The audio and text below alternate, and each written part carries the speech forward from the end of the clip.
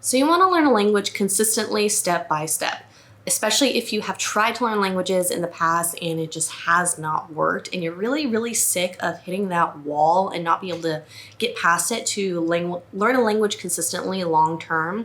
You're in the right place. My name is Jamie. I'm a language coach, and this is my specialty actually. Because I spent like 15 years in your exact position. I tried everything under the sun.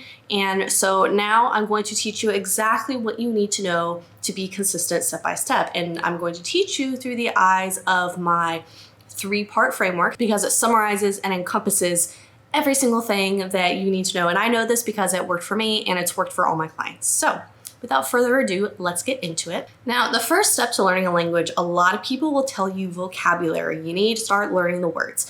And while that's not incorrect, it's also ignoring a big problem that a lot of people have, which is why the first phase of my framework of the method is mindset. And I don't mean this in like, oh, wee, like, just be grateful and put a smile on and be confident or whatever. That's not what I'm talking about. It's a thing that I have found with myself and with so many different language learners is that you can have all of the materials and have all the time and all the money and all the space in the world to learn a language. But if there is a doubt or if there is an insecurity or there is a fear that you are unable to learn a language for whatever reason, you will not be able to continue forward. And these are fears that you might consider just to be fact. And completely true, but they're not.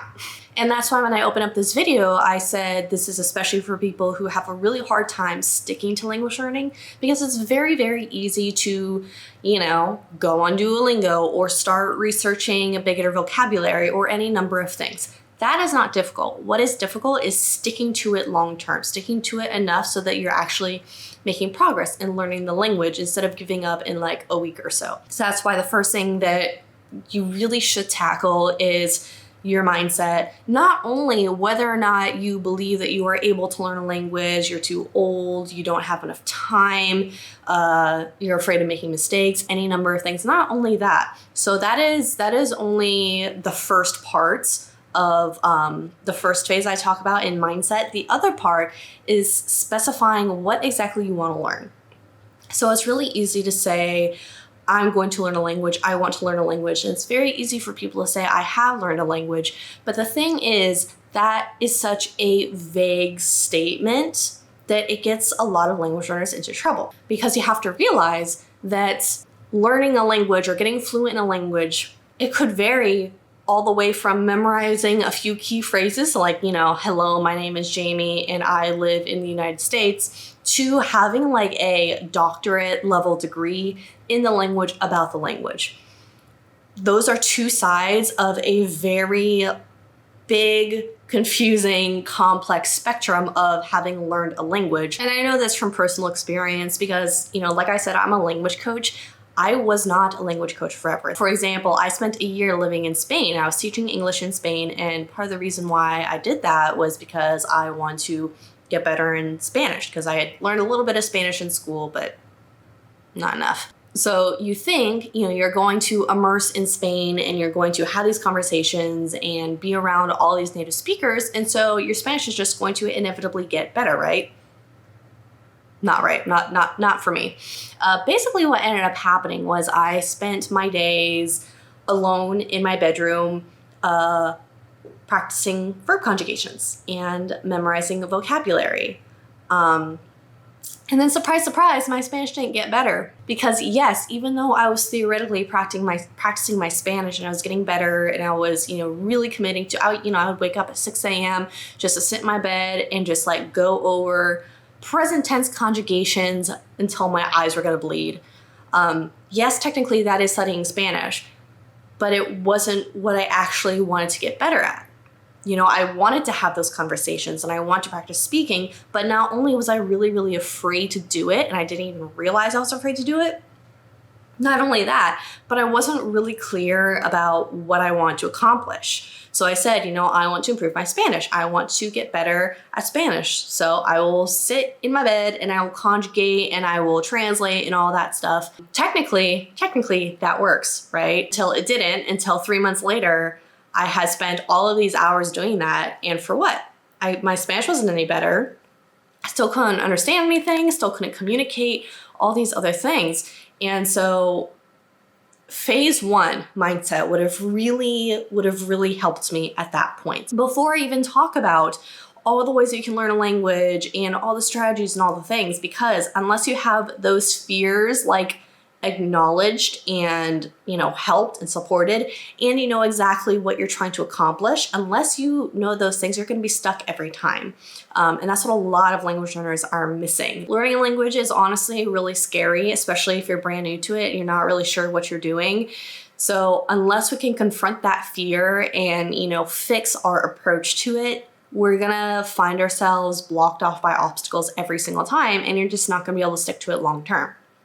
So that is why phase 1 of the method is mindset. Now, once we get past these fears and we, really get a clear understanding of what we want to learn in the language, phase 2 is about methods. This is like what everybody wants, right? This is every single way to learn a language you could possibly think of. These are your language apps. These are your courses. These are, strategies. These are anything that you could think of. It is all in phase 2. And if you're thinking, that sounds like a lot, it is a lot. You're right. It is a lot. But that is why with phase 1, we get really crystal clear on what it is that we want to learn, what it is that we want to be able to do with the language. Because once you really understand that, it makes it much easier to look at the methods and strategies and resources and be able to just ignore the stuff that isn't going to be beneficial to you and instead focus on stuff that can be beneficial to you. And, in the phase we talk about, this is this kind of strategy, this kind of app, this kind of feature, whatever, this will help you do this. It's not so great for that. All these different things, because after you finish with your mindset and you finish understanding what it is that you want to do, it's a piece of cake. And if you are thinking that sounds really overwhelming, I get you. I hear you, because this is, I have been exactly where that is as well. I've been researching language learning resources forever. Like today, there are 1.5 million different apps and resources and websites and whatever it is. Back when I started doing this, that was not the case. There were like 3-4 big ones, and the rest was just kind of like, I don't know, Google it and you could learn a language. Technically, not necessarily true. Today, I've taken all of that research and I put it into my language app search so that you can, basically use that research for yourself, to use it to direct you to the language learning resources that, can help you. But before, it was not always like that because, again, I didn't know what exactly I wanted to accomplish. And so I was just overwhelmed.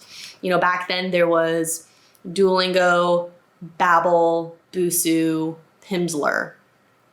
That was really it. Yeah, that was pretty much it at that point. And even just those few options were really, really overwhelming to me because I didn't know what I was looking for, like I said. And with phase 2, with methods, it's not like I just give you a list of language learning resources and just be like, figure it out, have fun, whatever. No, it's organized and it's put together into like an organizational, not list, but like I pull out different features that are commonalities between them. And I say, okay, if you want to use this feature, like chatbots, for example, if you want a chatbot because you want to work on your conversational skills in this particular situation, or with these kinds of, like with little pressure, these have chatbots and these are better. And, that's when you can go into my language app search and look at what I've said about specifically those resources. And you can say, oh, well, I want it to be easier to use, or I want, more subjects to talk about, or I want, a specific language and only one of these apps works in like Mandarin Chinese, whatever it is. So basically phase 2 is like a monster of a phase because that's what there's a reason why so many people get stuck. There are so many different options, more options than I guarantee you've ever heard of, because there are options that I've never heard of. And I work really hard to be educated about all the different ways there are to learn a language. Now, once we have a good mindset, we know what we want and we know how to achieve it, how do we stick to it long term? How do we take all this information and actually use it, and not just use it as at first and then just kind of, hope for the best? How do you make sure that it can stick around in your life for the long term, long enough for you to actually learn a language? That's phase 3. That is metrics, where we talk about routines, schedules, mindsets, tracking your language learning, any emotions that'll come up and like what to expect to happen, when you might change your strategy, when you shouldn't change your strategy.